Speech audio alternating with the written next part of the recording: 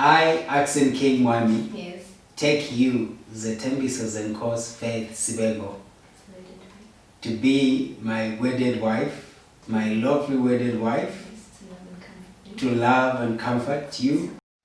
Hello guys, we are back as promised. Welcome to episode number 2. Yeah, welcome to episode number. We hope you watched episode number 1. Yes, Part 1. guys, you can't watch this if you didn't watch that one. Yes, come on. Can you put up the link somewhere of the first? Yeah, I think we're gonna try and put up the link there somewhere. We'll try and do that. Yeah, and now we're gonna talk about part 2 of the vows that you say to yourself before you say the vows to your partner on the matrimonial altar, and that is to love and to comfort you. We hope you guys enjoy the video. Then number 2, for us, it is easy for us to comfort. I mean, we are nurturers by nature.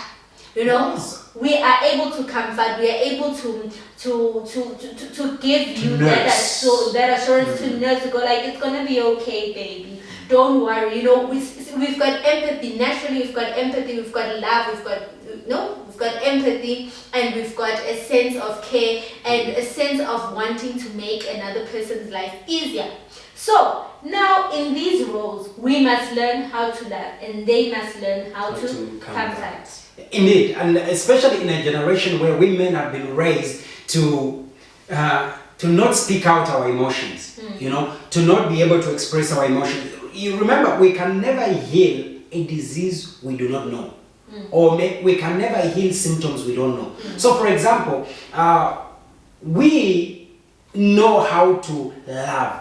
Husbands, love your wives as Christ loved the church. Now, that love we are talking about has nothing to do with emotions. When you say, I do to loving this person, when you say, I do to comforting this person, number one, you are saying, I do to love, not I will feel.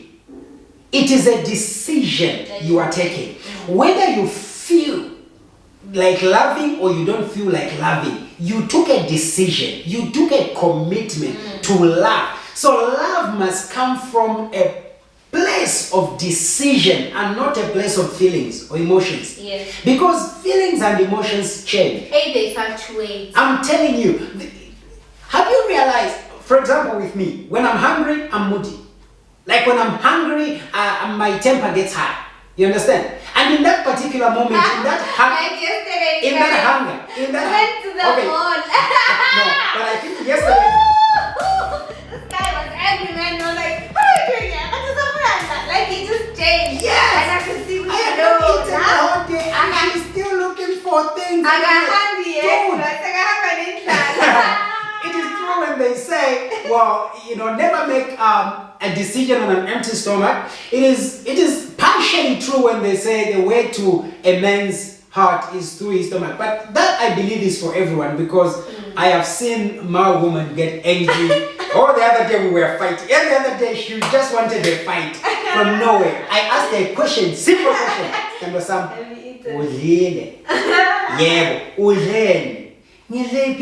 But pieces were small. This is where the problem is. You understand? So if love for you means how you feel, you will think you will fall in and out of love. Yeah. And unfortunately, if you are single, or if even married people, you find falling in and out of love does not mean with the same person. You will find yourself falling in love with Accent, falling out of love with Sipo. You wake up out of love again with John. You fall in love. You understand the kind of scenario? And I think for us women, that we mustn't be led by emotions, because you know sometimes our emotions just take control out of everything, and we make emotional decisions because we are in that state of being emotional. That is why it's important. Always remember at the back of your mind that this is the person I have vowed to love. Do I speak like this to a person I love? Would I say this to a person I love?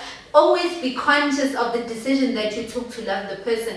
Noma ngabe kuthiwa namhlanje uvuka unekhala elikhulu or uvuka unjani, you know, don't let that lead your actions, and you know, don't let it lead to a point where ukhuluma naye kuze kube buhlungu nakuye phakathi. There are some conversations that, you know, we must fight a good fight in marriage. Even when we argue, the fight must be there to bring out a positive situation that we can both learn from. True. And it mustn't be a point where we stonewall each other, where a person doesn't speak to each other because now, you know, things have been said that are not good. That are not good. That are not True. good. So True. it's important to, even when you are doing that, when you love a person, you respect a person. So you respect your spouse, you respect your husband, you respect your wife. Because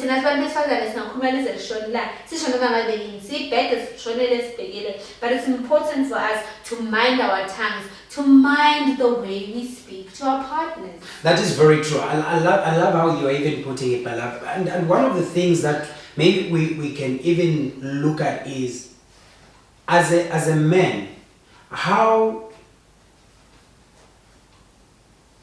when did you get to a point that you love this person?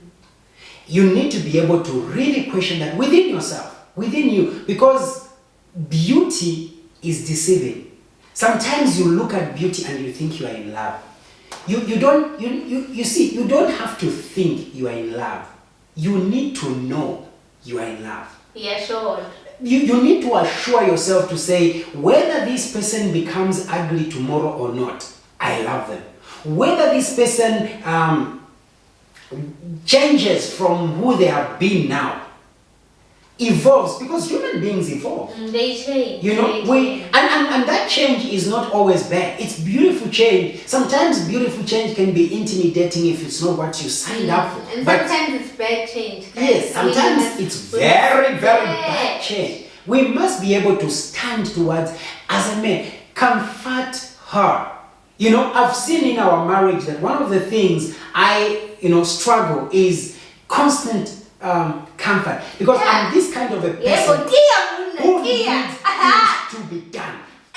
My emotions, if something happens and I cannot reverse it, exactly, I'm always looking for a way forward. I don't want you to come and complain about the past I cannot change. And women are not like that. And most men are like that. I think maybe something that we must talk about, that most men are like that. When you tell your man a problem, sometimes you just want him to listen, and you just want him to reflect back at you and go like, yo baby, I'm sure you must really be feeling bad about this, ne? But the person will just have to come up with a solution. They're not going to do this and this and this and this. We just want you to listen, bruh. All we want to do is that for you to just open up your ears and respond in a way that will comfort us. We are not always looking for a situation. We are just looking for comfort. And sometimes men don't see that. They just want a situation. They just want a solution to every situation, And I think we need to men need to unlearn that and learn something new as well. And even for us women,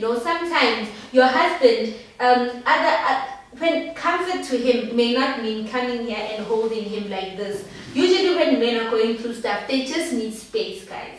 Come on, just give him that space. Don't be touchy and be like that, because that may aggravate him, because he's busy with something, he's trying to figure something out. Comfort means just going like, okay, I'm gonna give him a space, and then after a few minutes you go like, baby, I think maybe we can take a jog just to unwind and see how he feels. Like, I don't mean to disturb you, I just wanted to check, And then in that way, you are not also going to feel rejected, because we not as funny attention now better corner, understand? And that's not his interpretation of comfort as well. That's very true. I mean, let's take a practical example. Like with me, when I'm under pressure. Right? When I'm stressed with something or I'm under pressure, all my five senses, even including my sixth sense, they become very sensitive and overly active. So my smell, I can smell anything at that moment. I need to say this, guys. I need to say this. fellas, guys. Hey, come barbecue.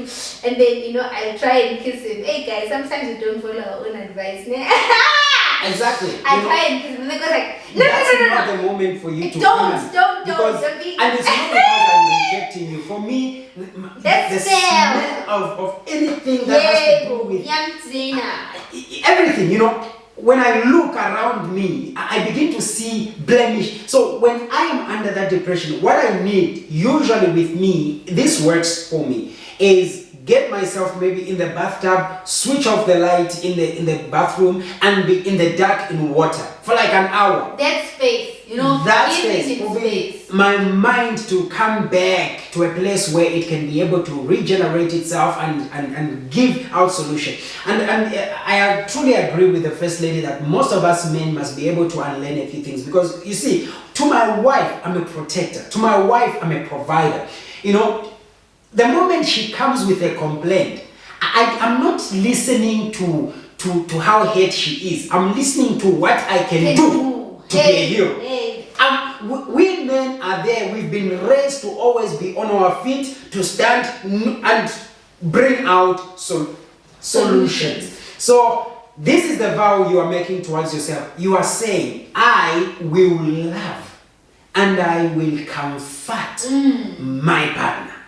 It should be in your mind. It should be inside you, that whatsoever shall ever come,